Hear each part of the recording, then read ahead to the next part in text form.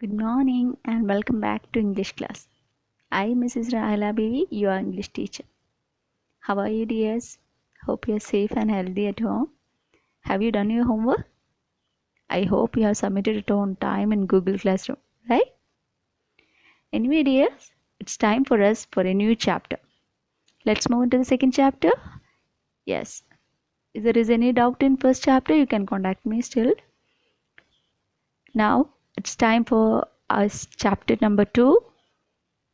The Adventures of Toto by Ruskin Bond. Have you heard about Ruskin Bond? Yes, he is a very famous author, especially children like him a lot. You might have learned most of his stories. Today, we have a wonderful story of Ruskin Bond, The Adventures of Toto. It's a story about a pet monkey. Anna is not in us. Anyway, let's have a look on the author first. Ruskin Bond. Ruskin Bond is an Indian author of British descent. He was awarded the Sahitya Akademi Award in 1992 for Our Trees Still Grow in Dera, his novel in English.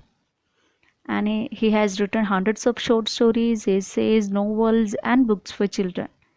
He was awarded the Padma Shri in 1999 and the Padma Bhushan in 2014.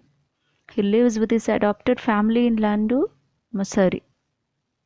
That's all about Ruskin Bond.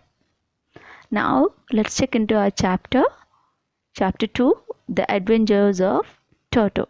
Here, the author shares one of his childhood experience about his grandfather and his zoo. Once, the narrator's grandfather bought a monkey from a Tonga driver. He cost him ₹5, and it was Toto. Grandfather bought him to keep in his private zoo. Toto was a pretty monkey. He had mischief in his shining eyes. His teeth were white like pearls. His hands were dried up. His fingers were quick. His tail served as a third hand.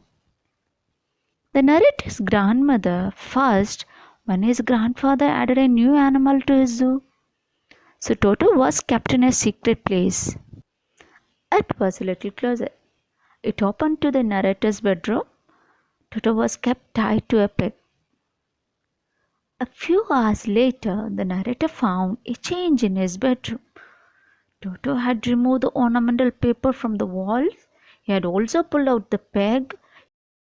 He also tore up the narrator's school blazer. Grandfather seemed pleased with Toto's mischiefs. Toto was now transferred to a big cage. It was in the servants' quarters. The grandfather's other animals lived sociably. There were tortoises, a pair of rabbits, a squirrel, a pet goat, etc. The monkey didn't allow them to sleep peacefully. Grandfather had to leave Dehradun once, and he had to collect his pension from Saharanpur. Grandfather got a big black canvas kit bag to put Toto there. He put Toto into it, but Toto couldn't take his hands out of this bag. It was too strong for him to bite. Toto remained in the bag as far as Saharanpur. Grandfather was coming out of the railway station. At once, Toto grinned at the ticket collector at the gate, and the ticket collector was taken aback. He told grandfather that he had a dog with him, so he would have to pay ₹3 as fare for this dog.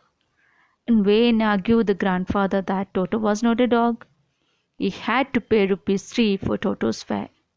He had his pet tortoise with him also, so he asked the ticket collector how much he should pay for it.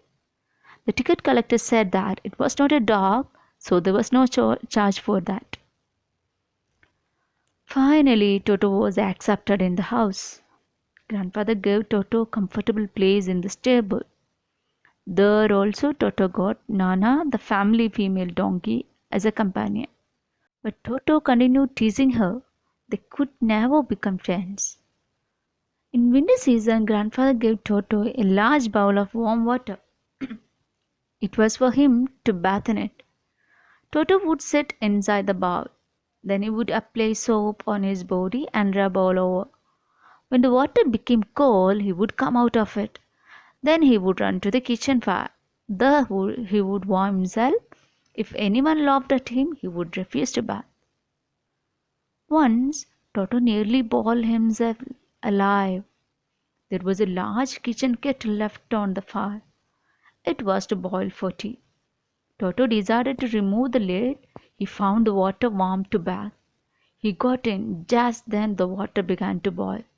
Toto raised himself a little, but he sat down again. He continued jumping up. Grandmother came there suddenly and she took him out of the kettle. Like that, Toto always made mischiefs. He tore things into pieces. He tore up the dresses of the aunt of the narrator. And one day, the narrator found Toto eating rice on the dining table. And grandmother screamed. Toto threw a plate at her. One of the narrator's aunts rushed forward. Toto threw a glass of water at her face. When grandfather came, Toto ran out with the dish of plough in his hand. He ran up to the branches of the jackfruit tree. He threw the dish at grandmother when she screamed at him. Toto continues his mischievous, and he caused much loss to the family. Dishes were broken, clothes, curtains, wallpapers were torn. The family couldn't bear all this. At last, grandfather has to take a decision, and he sold Toto back to the Tonga driver for only 3 rupees. This is a short summary of our chapter, The Adventures of Toto by Ruskin Bond. I haven't given every minute details. You should read the text and you should know the details. Okay, I have given reading as a homework for you, and you should read more than once, and you have to understand each and every naughtiness of Toto here in the story. I have just given a short description about it. You have to read the text, understand the story, and try to make some one-word questions of yourself. Not only that, you have to note down the new word meanings too. Hope it's clear for you. Thank you.